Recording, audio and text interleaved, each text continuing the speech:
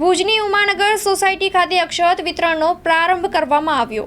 ભુજના ઉમાનગર મધ્યે રાષ્ટ્રીય સ્વયંસેવક સંઘ અને વિશ્વ હિન્દુ પરિષદ દ્વારા અક્ષત કળશનું સૌ અમે સાથે મળી અને ઢોલ અને શરણાઈથી એમનું ગેટ ઉપર સ્વાગત કરી અને અમે સૌ હિન્દુ સમાજ સાથે મળી અને આ અક્ષત ચોખા સાથે લઈ અને 22મી જાન્યુઆરીના ભગવાન શ્રી રામની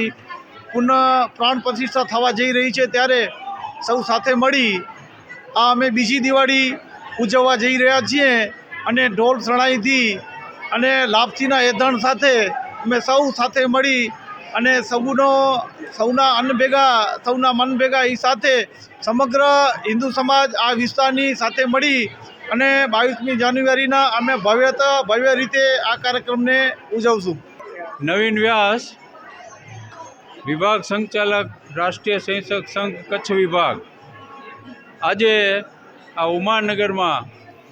22 જાન્યુઆરી 2024ના રોજ અયોધ્યામાં જે પુનઃ પ્રાણ પ્રતિષ્ઠા રામલલ્લાની થવાની છે,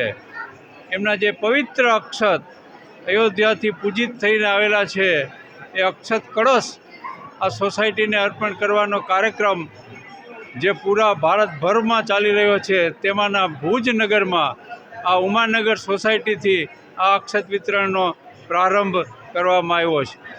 આ અક્ષત છે એ 1લી જાન્યુઆરીથી 15મી જાન્યુઆરી સુધી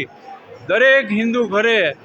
એ અયોધ્યા રામલલ્લાના મંદિરની આમંત્રણ પત્રિકા સમજીને વિતરણ કરવાનું છે। સાથે સાથે રામનું ચિત્ર પણ આપવામાં આવશે। 22મી જાન્યુઆરીએ સમગ્ર હિન્દુ પ્રજા પોતાની સોસાયટીમાં, પોતાના નગરમાં, પોતાના વિસ્તારમાં જે કંઈ રામ મંદિર અથવા કોઈ પણ મંદિર એમનું આસ્થાનું કેન્દ્ર હોય ત્યાં એકત્રિત થઈને આ અક્ષતને રામના ભગવાનના ચરણોમાં પધરાવે